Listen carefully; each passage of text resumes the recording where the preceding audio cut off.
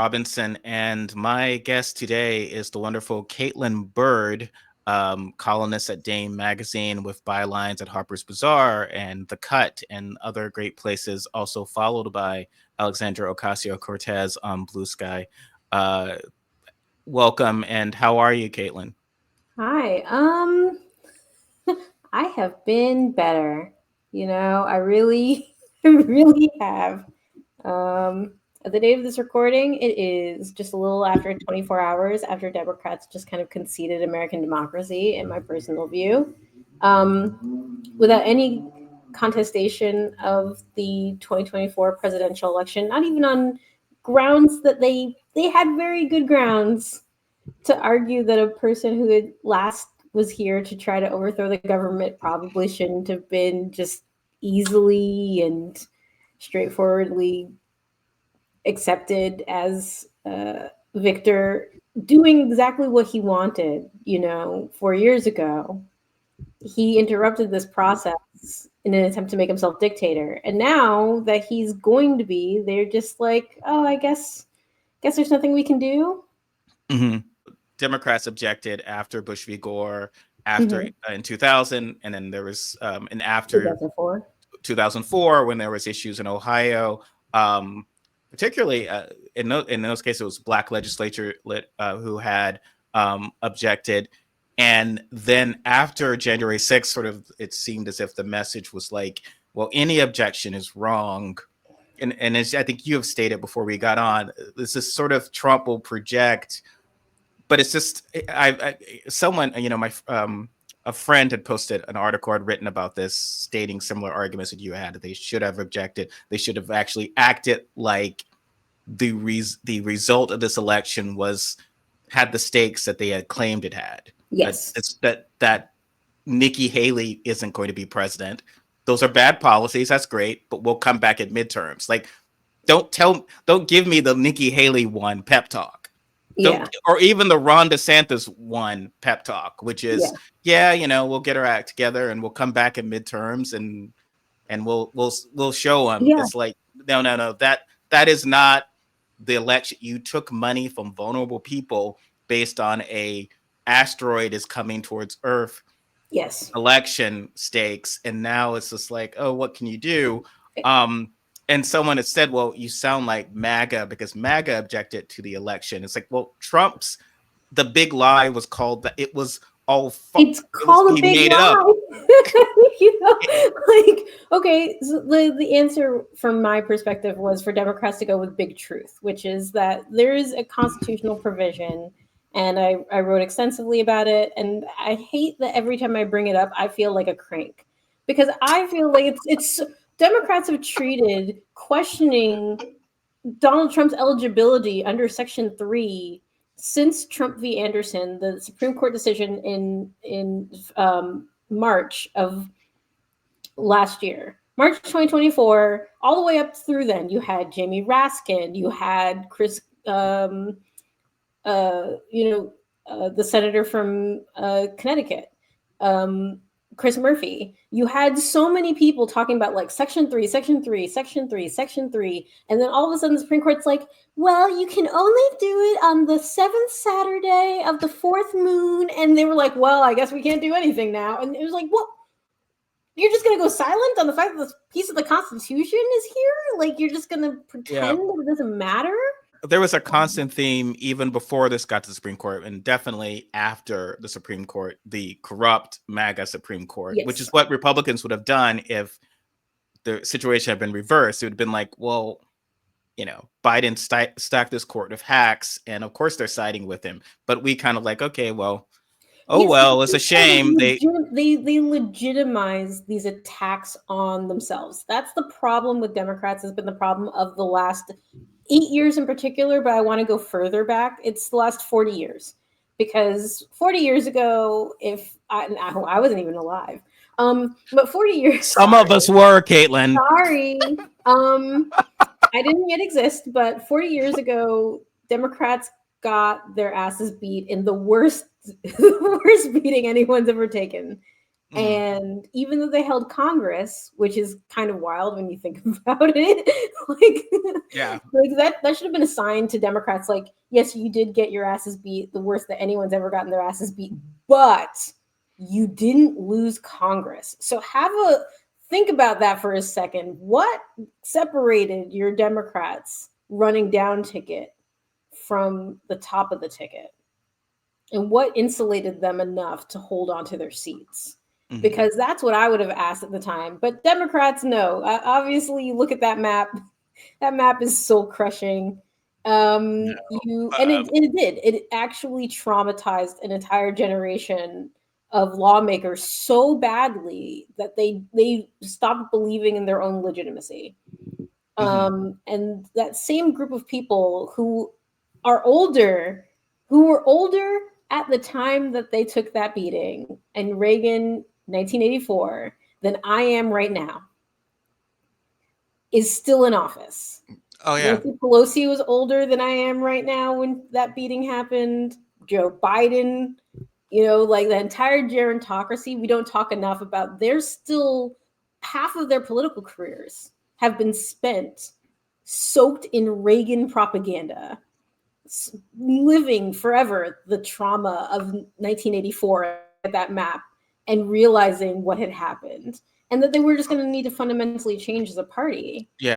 You know, Kamala would end her rallies with "When we fight, we win," but then there ain't no fight, right? Mhm. She didn't. The other thing that someone mentioned was like MAGA had a very simple four letters. Everyone knew what it was that they wanted to do: make America great again. You can disagree when I strongly do. There are a lot of lies packed into that. I think the Democrats underestimate that too, which is like, well, if you're allowed to just blatantly lie to the electorate, it is easier to get majority of votes. Like I Mhm. too could just be like, everyone is going to have a dog that poops cash. They'd be like, whoa, you can do it. We've got new genetic testing that allows us to do Yeah. incredible things. You'd be like, I could just lie. Um, Mhm. but yeah, I mean, and that's what Trump and Republicans did. They just lied by omission. They lied directly. And I think when you talk about the youth versus the gerontocracy, it tends to sometimes gets broken down into um resenting AOC because she's more liberal than you might be, and as opposed to no, it's not just that. It's not, I don't have to. What I'm saying is, and I'm not even saying that Pelosi hasn't done good things or whatever. The reason I think Yeah. we need to keep changing the party is that you need people who understand the system as it exists now. So for me, Yes. it's like two things. It is that, you know, um, when new people come in, you have the leaders who are just like, oh, I remember Republicans are great. Here's a photo of me with this segregationist going to the fishing hole, like at Andy Griffith, if that's Joe Biden, all these memories. And if you're like AOC, who's 35, which is not, I state, which is not young, in the grand scheme of things. If you think about 35 as a grown ass adult, right? And, 35-year-old, you could be saying, like, what are you talking about? These people aren't shit. Like, for my whole life, I only remember Gingrich. Who are you even talking about? Yeah. I just remember, Who are you like, talking about? and Yeah. that is, and we're a party that's supposed to, like, with all this nostalgia and all this rhetoric, we're hearing from leadership about a Republican Party, and then it's like, okay, well, okay, fine, that's what you believe, but then it's like, okay, well, here's the numbers we need to get. We need to, dominate young, 18 to 29 by these numbers. So we're going to have to deliver all these things, but like this is the face of our party and this is our rhetoric. It Yes. doesn't make any sense. Frankly, it's been a miracle we've been doing as well as we have, right? Like, Yes. given the leadership and the rhetoric. I think that, well, two things, right? We had Obama in 2008 who did show that there was a different path. And I think it's really important to emphasize that Obama embodied the change that he was pitching change, right? And then he was a black guy, and that had a tremendous effect. Yeah, he's also a generational talent, a thing that I wish people understood, that when someone's a generational talent, that means there are no other people like them in the generation. You Mhm. cannot reliably be like, what if we just get another Obama? No, He's one. He's one of one. Did you not hear Beyonce when she said she was one of one? Like, there is not another version that you can just like plug and play. So there's a lot of emphasis on like trying to embody or act like Obama. You can hear it now in the generation that followed, even Kamala, Pete Buttigieg. That guy pisses me off so much. um, you got you know all of these kind of Beto, this kind of like um, dynamic star based democratic politics. And then on the other side, you have this gerontocracy, the Biden camp, the Pelosi camp, these people who are emerging out of a politics that's very old, that's decades old. Again, all of these people were in office when they took that Reagan beating, and AOC was not born. This has a massive effect on how the party reacts to Oh things yeah. because like I'm 1 year older than AOC. So I'm in that cohort of, yeah, what the are y'all talking about? Who are you talking about? These people Mhm. who have never been respectful to people like me my entire life, who we spent, and I think this was the thing that really got to me. It was like I've spent the last 2 decades in American politics having my city attacked relentlessly. The only time people say Republicans say nice things about New York is when it has to do with the terrorist attack that hit us. That's the Mhm. only thing that they had nice to say about my city for the last 20 years. Is wasn't it great when a bunch of you got slaughtered? Like, what is wrong with the Republican Party? But again, that's never the focus. When Obama said his guns and religion thing, everyone went mad. Oh no, you can't insult voters. Yes, you can. You can insult tons of voters. They just have to be black or brown. They just have to be young or in college. They just have to be living in urban spaces. They just need to. I mean, you can insult voters all day. Republicans Yeah. do. The thing about Pelosi, though, is that she's also a generational talent. She's just a legislative generational talent, which makes it very difficult to dislodge her. But at the same time, the circumstances of Boehner leaving, the circumstances of Ryan leaving were massively different because of the nature of the parties. The eat your own, everyone for themselves, dog eat dog, internal structure of the Republican caucus right now, legislatively, is incredible violence. And it makes it very difficult to get anything done, Yeah. which is Well, fine for them because they don't care about getting things done. Democrats, on the other hand, actually have a really well like tight caucus, but in terms of like keeping people on leash. But the problem is that the person holding all of those leashes is Nancy Pelosi because she built yeah. every single one of them link by link for Yeah. But 40 does years. sorry to be cynical, but that's not even who kind of gives a fuck. That does that even matter? Well, Not like not i- now. in a sense of democracy, like it's sort of a well structured system for a Republican Party that might have never existed. I would say a pre Gingrich Republican Party, because I think post Gingrich was already starting to very much radicalize. Post So, Goldwater, I think, is probably the place that where things yeah. start getting really Uh, iffy. but as far as a legislative, but I think when we talk about dysfunction, I mean, because I think sometimes, and I respect that position that they are dysfunctional, but I think it's dangerous. Even now, when Trump's talking about invading Yeah. Canada, people spin it as he's crazy and stupid. And I think not that I feel like we shouldn't insult Trump and Trumpists, but I do think when the perception is like, oh, it's a bunch of bungling fools, we Hmm. minimize the very real threat. So I think that to me, they are very effectively doing bad things that they have done since the coup Yeah. attempt, and which has been ongoing, right? Like they Yeah. have They effectively, successfully overthrew the United States government. 4 years ago was going to install himself as dictator. That was the point.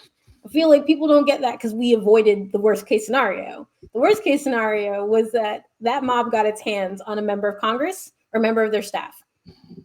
Because they say a lot of stuff, but let me say, like, and I know members of Congress have their problems, and I have my problems with them, but they really do go to bat for their staff. And if you don't go to bat for your staff, you are very bad at your job. And if someone had gotten caught that day, that would have basically turned this into a hostage situation, or worse, or much worse. There was a worse version of that than just Congress being held hostage. So we got lucky, and people forget that the point of that was for Donald Trump to then assert himself as ruler of the United States. Because if anyone thinks that it was a matter of, well, he's going to be president the way that all presidents are president, well, if that were the case, then he wouldn't have been fighting so hard to screw with the certification. He was trying to undermine and install himself. And now he's done so legally with permission from the structure because Democrats have allowed it to happen. At every gate that they could have said, absolutely not, they have allowed Republicans to dictate the terms of Trump's return. Mm-hmm. And that has created this situation where Democrats are now they've been struggling with this for a long time, but they have now explicitly said that they do not believe that they're legitimate holders of public authority. They do not have a right to challenge things. They didn't even think they had a right to challenge Donald Trump. And Donald Trump tried to overthrow the government last time we held a certification. And they didn't even feel compelled to say, Yeah. hey, it's the 4-year anniversary of you trying to overthrow the government. We're going to challenge your right to be president of the United States. They didn't even feel comfortable doing that. And Yeah, that is a it is. collapse of a It's party, because if you're not absolutely. going to wield power, what are you here for? I myself was just disgusted on January 6th when I'm seeing Democrat. I mean, first off, Adam Schiff bringing a former police officer who was there as his guest to watch him surrender. Like, it's like, no, no, no. That's a supervillain thing. Like the master makes the weakened doctor watch him try to kill his companion. That's what that was. That's not like, oh, look at the system works. Like, no, watch it fail. You What almost is died, and like I want you to watch it as my special guest. That's like some supervillain shit, but he thinks it's actually something to brag about as a good thing for democracy, that they keep posting these things. And like as I said, if Republicans had been able to, and they deserve blame for this as well, to because they had a choice between a Mhm. typically terrible Republican and Donald Trump. So if this had been Nikki Haley or God help us, Ron DeSantis, and they beat Biden or Harris, and you want to say, okay, well, what are you going to do? But this time, obviously, there's no coup, blah, blah, blah. Fine. But this was Trump. This was the culmination Yeah. of that coup, as you Yes. just said. And the reason I've said it's the culmination of it, because everything, the continuing of the big lie, rallying, Yep. like, how do you, please forgive a frustrated old man here for a moment, Caitlin. But how do how do Democrats not piece together? Okay, well, we lost. All right, Joe Biden's approval was terrible for Yeah. most of his presidency. Do you think, because again, this is something that Republicans would have pointed out, the situation reversed, that stating to half the nation and even more that the current president is illegitimate, referring to him only as Biden while referring to the guy he tried to overthrow the government consistently as the president or President Trump. And that was message discipline. Not a single Yep. elected Republican ever called him President Biden. It was always Biden, Joe, or with Trump, president, the president, consistently doing that, undermining him. Yep. How does that not get you to a point where you can get this result, or where this criminal is doing things like violating the Logan Act? I think he was like potentially talking to the Etnu. He was like someone who, obviously for no good reason, talking to Putin, obviously for no, like, he's been indicted for espionage. Like, why did you not arrest him when he's talking to, like, it's not just, again, Ron DeSantis being a jerk.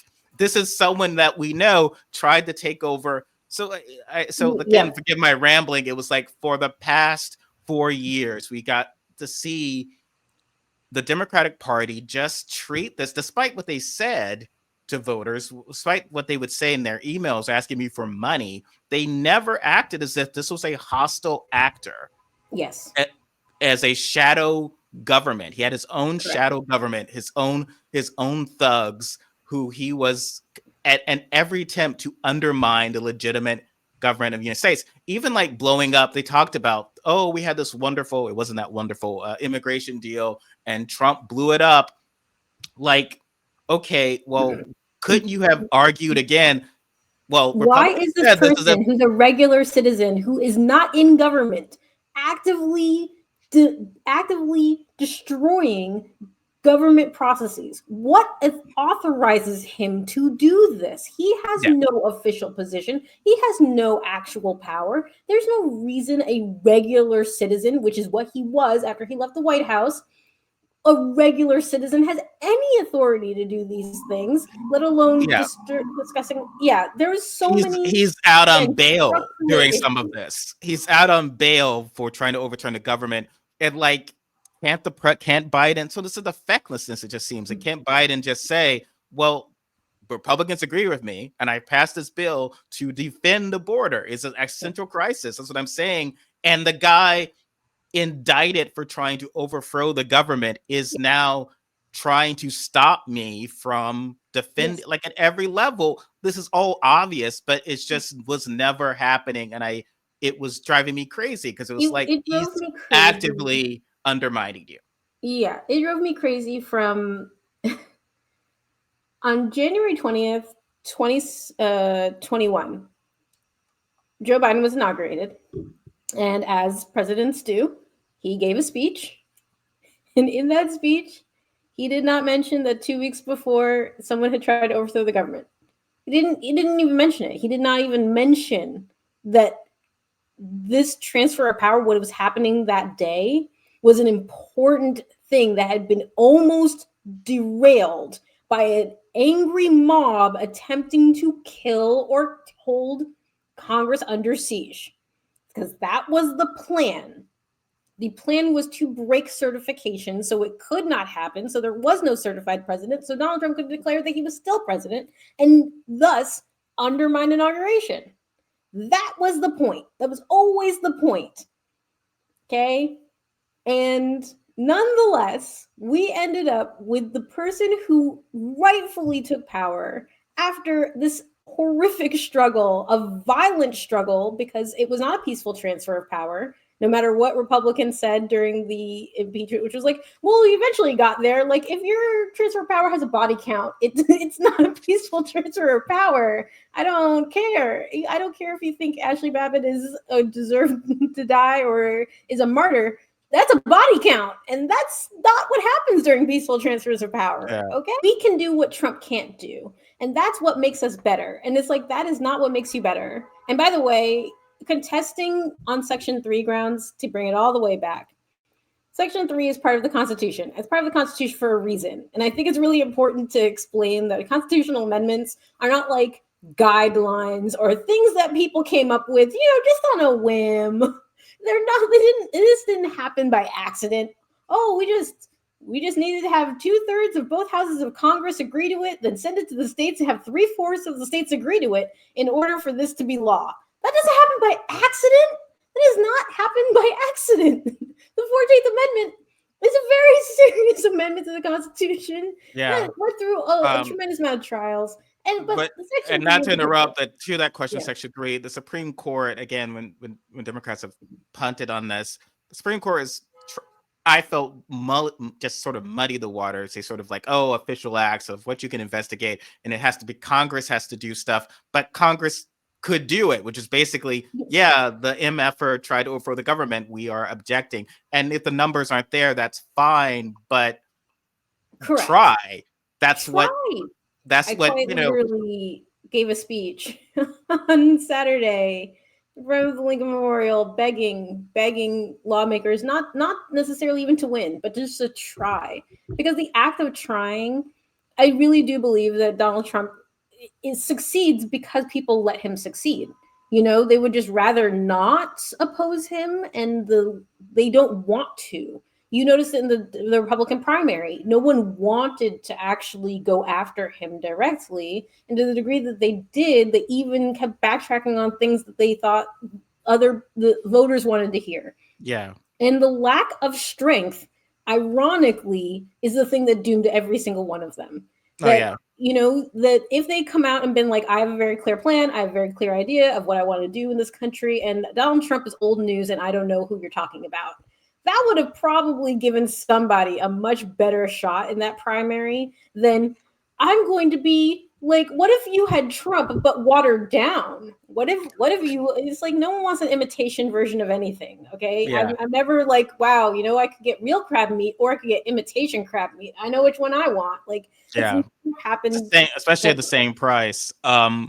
Yeah. It, So Democrats, have decided that like they're just going to allow things to happen. And I think that if they'd actually been a pebble in his shoe, it would have bothered him a lot more. And the way he would have reacted, this is what my suggestion was for Section 3, which is in Trump v. Anderson, the Supreme Court, because it's run by ideologues, has very sloppy thinking and very sloppy writing. And if you go into that decision looking for loopholes, you will find them because they are very bad at writing a set of rules, let alone for Congress when they're not lawmakers and they, frankly, have no business being lawmakers, which is more or less what the dissent said from the liberal justices, which is, why are you telling Congress how to do its job? You have no right to do that. And indeed, the court itself acknowledged that, first of all, there were two mechanisms that they said explicitly and cited explicitly as ways to recognize Section 3 disqualification. One is an enforcement act that was never going to get through a Republican House, so that was never a discussion. Also, the correct name for that enforcement act of 1870 is the first Ku Klux Klan Act, and that should be very clear as to why it exists. Just going to put that out there. Number two, the other thing that they said was that the act of granting amnesty counts as recognizing the disability. And here's the thing about that, as a person who went way back into the historical record to find it, which is it doesn't need to succeed for it to count. All you need to do is try. The attempt and failure counts as recognizing the disqualification. The Supreme Court then said that there are no limits on congressional authority for this. Now, this was the words of presumably Antonin Scalia, or not Antonin Scalia because he's dead, but he uses Samuel Alito as a mouthpiece anyway, from beyond the grave. So presumably Sam Alito was sitting there being like, there are no limits on this power or whatever. And he put the words, actual words, no limits inside this, in this for congressional authority on amnesty. So when people would tell me, hey, well, it'll go in front of the court and the court will say it's not allowed. And I would say, they said, the court itself in that decision said that amnesty has no limits coming from Congress. If I'm a Congress member, I say in my amnesty bill, this is just not judiciable. You can't review this. You said I had no limit on my power to grant amnesty, and I'm telling you that there are no limits on my power to grant amnesty. So if you guys want to talk about it, you guys can. You can have your own little cafe or whatever, but you're not going to be having a case because this is not inside your role, and Congress has the right to remove things from judicial review whenever it wants to. That is actually one of the authorities that Congress has as part of Article 3, which most people never read, but okay. Congress has the right to determine what goes in front of the court. And they could just say, the court said we have unlimited rights. So we have unlimited rights to this power, and we're going to use it, and no, the court can't review it. You got to just live with it. And we didn't have the votes. I get that. And something I've seen a lot, both in response to you on social media and from a lot of folks amongst the Democratic Party who sort of absorb this kind of snotty, sneering kind of embrace of norms, which is just like, oh, that's just performative because it wouldn't work. Um, and to quote a TV show from my youth, Thundercats, the hero saying, "I may lose, but it won't be because I gave up," is still very important morally to me. Uh, 40 years hence, from seeing that show, um, which is what Democrats do. So, and also performative politics is performative, and the idea that how do you look at the past decade and not see that Republican performance has helped them consistently. And this view that it will Trump will F something up again, considering that the last time Biden narrowly won because what Trump effed up was a pandemic that murdered people. I would not want to Yeah, sit let's not back play and with that. state, hey, well, maybe he'll invade Canada and then we'll have some good midterms. We still won't win the Senate because we're, that's still what are You you know, like crazy? Susan that's Collins will still win re-election in Maine. I don't know how did it happen. Trump bombed Greenland, but she still won. We don't know. um I'd like to read you one thing that someone had posted, and I see this a lot on social media, because people would derisively refer to do something Twitter. So like when people like yourself ask that Mhm. Democrats, like elected officials, do stuff. Um, the time to do something was November 5th, and millions of Dems were not worried and stayed home. It is what it is, which is not, in fact, actually true of what had happened, but blah, blah, blah. But that just always frustrates me because the implication is just that for Democrats, we will fight hard battles as long as you have ensured that there are no hard battles for us to fight. yes. And that's wild to me because if you look at the the the party right now is sitting on top of the political achievements of people who did a lot of fighting. Not always clean fighting, some pretty dirty stuff. I mean, people don't even think about it. FDR was a master propagandist. I mean, a master propagandist. He took advantage of the media types of his day to basically flood the zone. People don't understand, but New Deal was on everything, everywhere, all the time. As if a dollar went into something, it had New Deal plastered on it. Okay, it was everywhere. He was doing constant speaking to people once a week, sometimes more, to get people to understand that he was present and listening to them. This was a decade of propaganda, or nearly. And then in order to, people don't think a lot about it, but like the 22nd Amendment, we should think about it a lot more these days. But the reason it exists is because this man, this back in the days of gentility or whatever, our modern politicians want to call it, this man set up to walk into the convention, well, walk into, to go into the convention as a surprise. He did his third nomination happened by acclamation when he announced by surprise at the convention that he was going to run again. Just immediately torpedoing everybody who had spent the last like few weeks trying to gain delegates. He just came in and was like, "Oh, by the way, I will be running for president again." Oh, okay, never mind, bye, and just like crushed like half a dozen people's dreams. And that's politics, okay?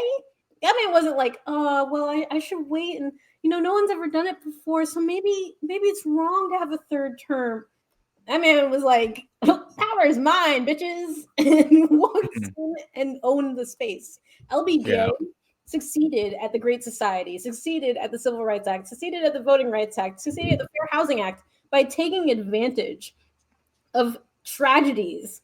Okay, he soaked that civil rights blood in JFK's blood, civil rights in JFK's blood, and just dipped it right in and was like, "If you don't do this, you've murdered him again." And Mhm. he just constantly pushed every button he could to get that done. He Yeah. threatened people. He blackmailed people. It wasn't about like, oh well, we're gonna play nice politics, and if the Southern Democrats allow us to, will pass a civil rights act that says you can only kill black people on Tuesdays.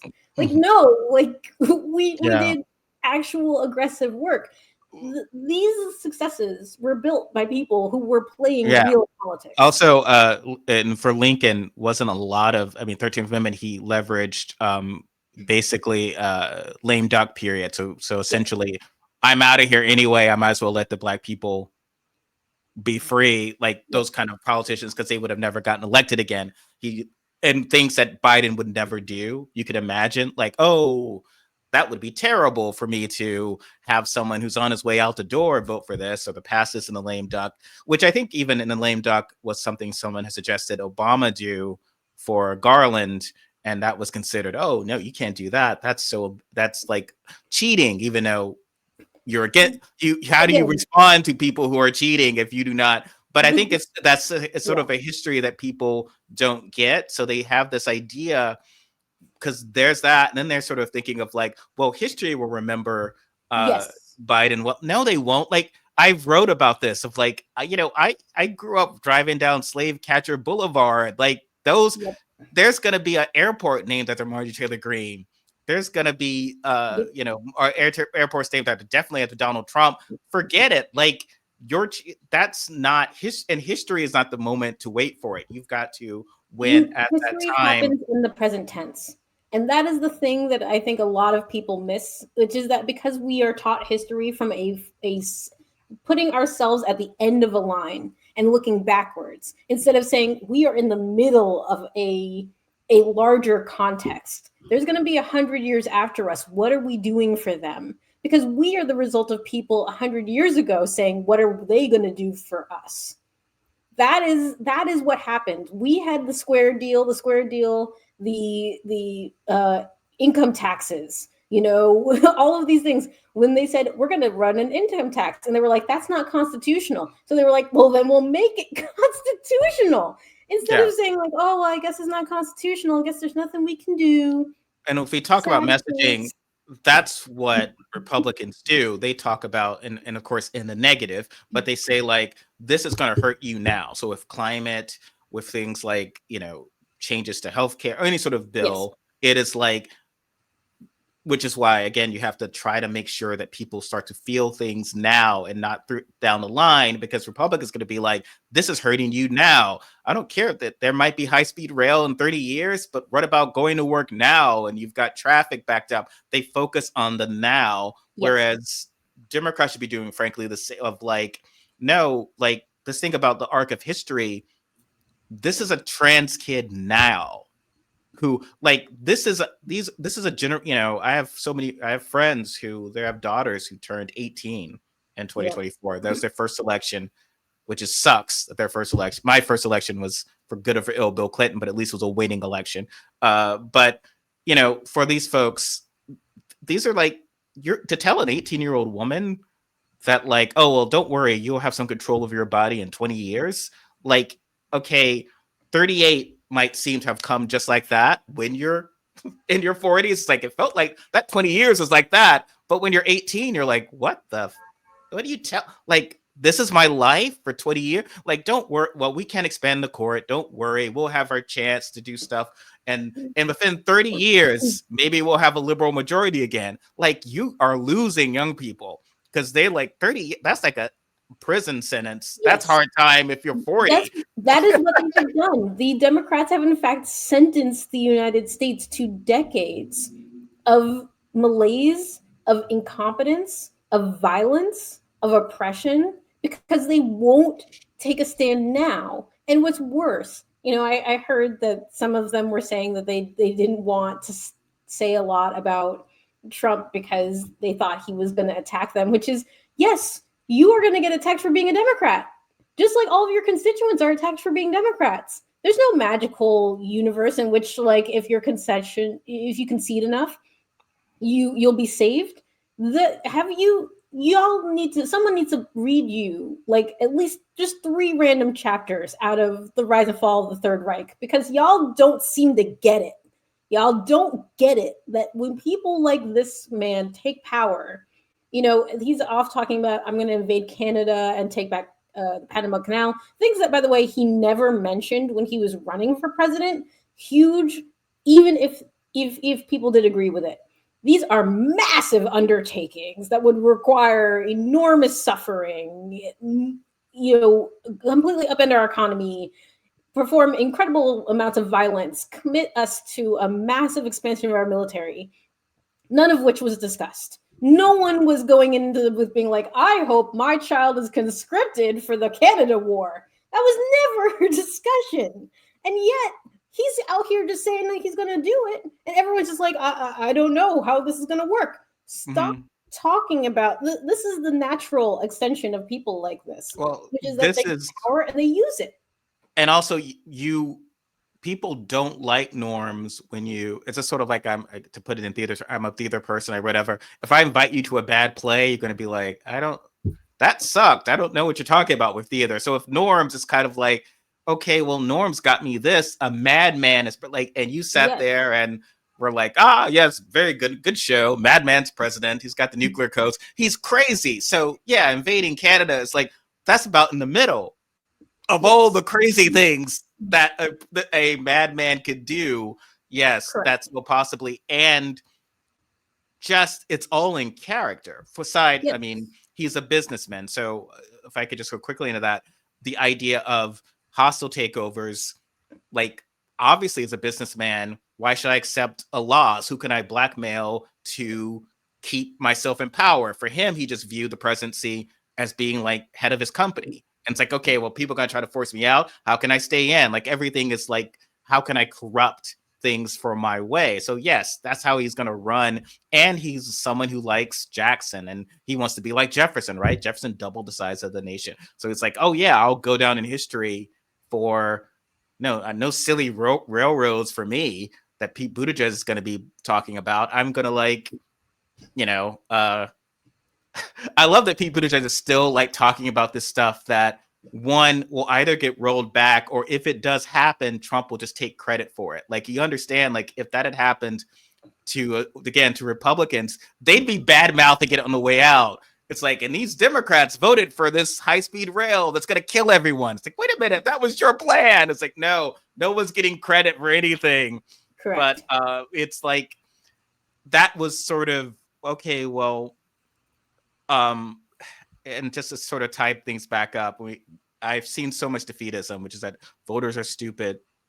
Um, Black men and Latino men are racist and sexist, and Asians are racist. Like everyone's terrible because they didn't, they made this bad choice.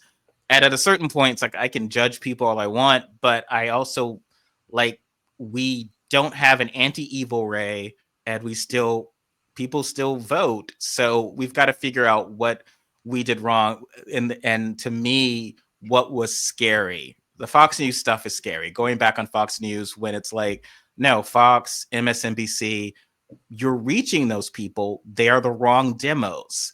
Yes. The voters you need, you're not reaching them. You're not communicating with them. You're doubling down on the worst type of communications and styles. And it's shocking because if you think of how Trump had revolutionized communication through social media, Mm-hmm. then Republicans quickly jumped on board.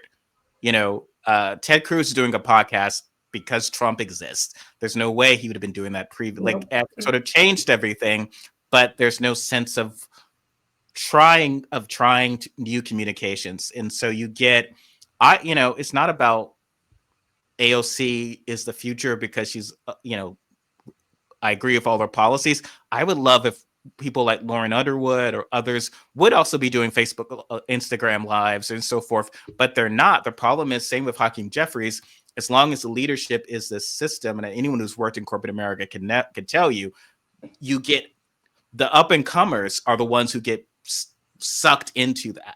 And so it's just like, oh, Lauren Underwood's an up and comer, how can I crush out everything unique and cool about her and make her the model, make her young Pelosi, which might have been great 30 years ago, but is not now. And I think that's what's happening in the party, to the point that they're just not prepared for just an information war, but just an on the ground with a party that is wholly corrupt Yeah. and is going to be inclined to do violence against anyone who pushes back. There's no shame in lying and so forth. Like what? And it sounds like I'm being defeatist, but it's like I don't know if us replacing leadership. Where does it come from to make the changes? Because we can't wait until these folks naturally move out of leadership, because the next wave of leadership has all been trained by them. So it just needs Yeah. to be like a whole. This party needs to be completely restructured. I mean, I think that the what we saw yesterday was the death of the Democratic Party as it has existed. Um, it was interesting because the obviously last week we got the news that President Carter had passed away, and when I looked at it, I was like, "That's the death of that entire incarnation of the United States." I mean, he embodied the American century, Mm-hmm. so to speak, right? It took a while for the 19th century to bleed out and to come into the 20th century. He was born before the Great Depression. He was born before the New Deal, therefore. He was born before radar, before he worked on a nuclear submarine, one of the first, because they didn't exist until he was a young man. Like he watched the United States become this global power that he would then lead. And he then spent another 40 years living in the America and cherishing and contributing to the United States as it was after him. And I think about that a lot in terms of the fact that we are looking his passage feels like the end of an American era and the beginning of another one. For me, it makes me think like the Democratic Party has passed away yesterday with its concession that they aren't legitimate if they question Donald Trump at all. That Donald Trump said, "You guys only have legitimacy if you give me what I want," and they Mm-hmm. said, "Okay, that's what it means. If we oppose you, we are delegitimizing the system." And it's Yeah. like, no, the system is not Donald Trump. The system is bigger than Donald Trump. The system has always been bigger than Donald Trump, and you were the people who ran around telling us that that was the case. And now your actions again reflect that you don't actually believe that. You don't know what you're fighting for. Mm-hmm. They're Until the just not. Democratic Party has Yeah. settled, sir. It's like they're not talking to voters. So the perceptions, one of the narrative, which is that they're boasting that things were peaceful, but what all that says is that things are, as you said, things are peaceful when Republicans are in charge. So it's just like when well, we'll work with Republicans when it's in charge, and so that gives the average voter, oh, things kind of work when Yes. because Democrats are helping. But like when Obama or Biden's in office and Republicans are actively stopping them, and suddenly seem to have all these abilities to do things from the minority, right? Mm-hmm. Like, oh, unanimous consent in the Senate, so one senator in the minority can stop the gears entirely, is something that, of course, Democrats don't do, um, in fear that Republicans will take it away, right? Whereas Republicans have no such fear.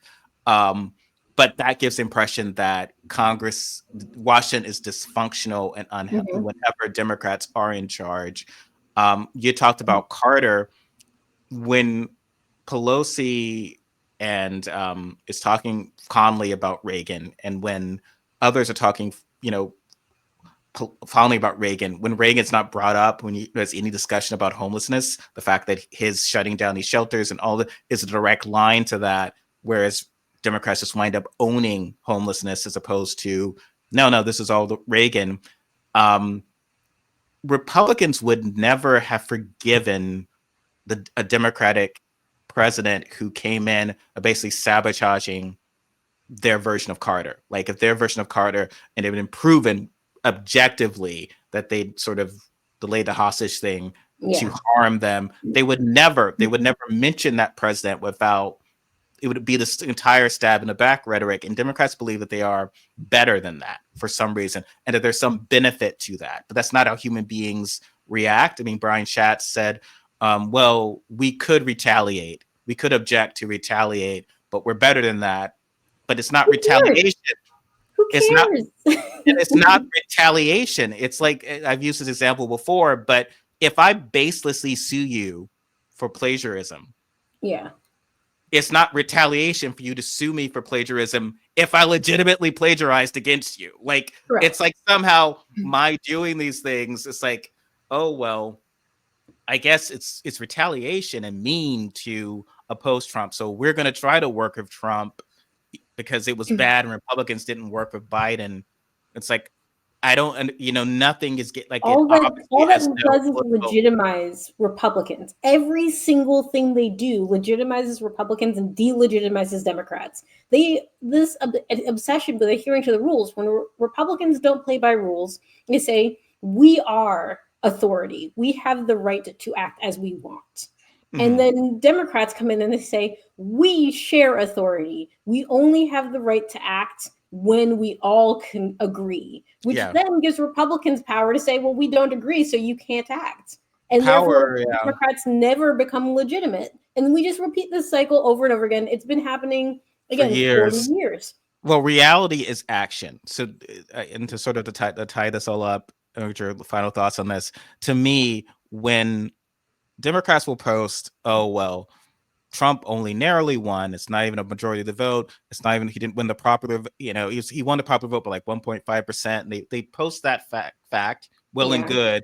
But then their very next tweet or social media messages, well, I'm looking forward to meeting with Robert Kennedy Jr. and seeing what he has to say. It's like, okay, well, no, because when you were meeting with that crackpot, it Yeah. says to me that you feel like you got your ass beat. Like, oh my Yeah. god, I'm so desperate. I've got to find someone I can vote for in his cabinet who's among the worst. It's like, okay, well, I can't vote against both Tulsi and okay, I've You got to can vote figure out against all something. of them, baby. You can vote against all of them because you need to show if he didn't have a landslide, if he's not that powerful politically, oppose him. But if you're not, like, for me, and I think the average person even can see Fetterman is someone who wants to run for president. So if he thinks, well, this isn't going to be my Iraq war, like every time, right? If you think about it, Mhm. no one's these guys, when Jared Polis is saying something, these people who are up and comers, they're not, surely they're not thinking that, oh, well, supporting, he's, RFK is a disaster. He's going to hurt a lot of people. And that would be my Iraq. I'd wind up being like Hillary Clinton in 2008. I'm going along fine, and my bad vote cut me out. They're not thinking that. So I just think that either you are really not, you have no political wisdom, or you're very afraid. Which do you think it is when they're thinking of putting their names to some of the worst people imaginable? I think it's cowardice. I mean, it has to be because for it to be deliberate, where they're like, "This is the best political machination." When the losses were very small, okay, the losses were very small, and but Democrats are acting again that Reagan trauma, maybe. They're acting like nothing has ever been this bad before, and I think it was because they really expected that they were going to win. Which I mean, I'm not a political insider. I'm sitting outside, but it's okay for me to have been needlessly optimistic about the chances of the Democratic Party. Y'all had polling. Y'all had all the inside numbers. Y'all were the people running operations. You should not have been surprised, and you should have had a plan B. You should have had a second, a backup idea of what was going to happen when you lose and how are you going to react to that. It's Mm-hmm. not my job to do that. I'm a regular person. At this point, I don't know. The Democratic Party is broken, really, really broken. I did declare yesterday on social media that I was basically leaving the party, not as a voter because I live in New York City and I have a mayoral primary coming up. And there's no way in the world I am giving up my right to vote for who's going to be the next mayor of New York, since a Democrat is guaranteed to win. But well, in New York City right now, I don't see where the GOP votes come from. Where Um, there's no risk of another Giuliani, given some of the shift to the right that we who? saw amongst voters. I'm just gonna say who. Curtis Lee was like the best that they had, and he got beat by Eric Adams, and Eric Adams could switch and run as a Republican, but he'd also get beaten like a drum. Yeah. This is where the Democratic Party needs to go. In my personal belief, as somebody who can't stay here anymore while they continue to act this way, because it's demeaning to me as a voter. It's disrespectful to my vote. It's disrespectful to the work that I've put in over the years. And I'm not the most active Democratic Party member that's ever been out there, but it's a problem when somebody who did their first door to door canvassing at 3, who has never ever been anything other than a Democrat, who knew the system well enough to get myself registered before my birthday, my 18th birthday, because New York City allows you up to 2 weeks before your birthday to register if you're coming into an election. I was there the first day I was eligible to register because I was going to be out of the state on my birthday and I wasn't going to be able to register in person. So I went down to the Board of Elections as soon as it was possible for me to register, and I put a D next to my name. Okay? I am that person, and that is not good for the party to lose people like me who care very deeply about things. And until they're willing to show my care reflected back at me, I think the Democratic Party is in a very bad state. I didn't realize how bad it was that this election would create this situation. But until they're willing to take big swings and start talking about what goals they want to achieve, the Democratic Party is DOA. And it's Mhm. it's it's shuffling along, waiting for Republicans to save it. And Republicans can't even save themselves at this point. So Yeah. this was the lesson that I got from Obama, that where everyone focused on Obama himself, the answer I saw was how people reacted to somebody unapologetically existing as someone who is going to be different, who is going to act differently, who is going to change things, who actively said, I am change. I am not what you have had before. And there was an enormous groundswell that was excited about that. And he, instead of telling those people, no, no, no, no, I didn't really mean it. And when you campaign in poetry, you govern in prose. I hate that now, saying poetry is when you learn how to break rules and when to break them and how. And maybe we should be governing in poetry a little bit more often. But Obama did pitch a tremendous change, and the reaction from the base, the development of a new base for the Democratic Party, was there right then. And instead of investing more into how do we make these people hype all the time, how do we make young people hype all the time? How do we get this energy every time we pitch something? What new changes are people hungry for that we can kind of hear from them and then cycle back to them? What can we do to make what they want real? There was just this desire to be like, okay, well, we can just take advantage of that. Now we got them. Now we got them, so we can just do this, and then we can focus again on recapturing those voters we lost in 1984. And that's where I'm going Yeah. to end. Well, thank you so much, Caitlin. And yes, I hope the party can win you back, even though, of course, you're still going to be voting against Eric Adams Oh, I proudly mean, soon. my registration is not changing. I have very important things to do with it, but no, I'm never contributing to the National Party again. I just can't. I'm not getting involved in that DNC fight.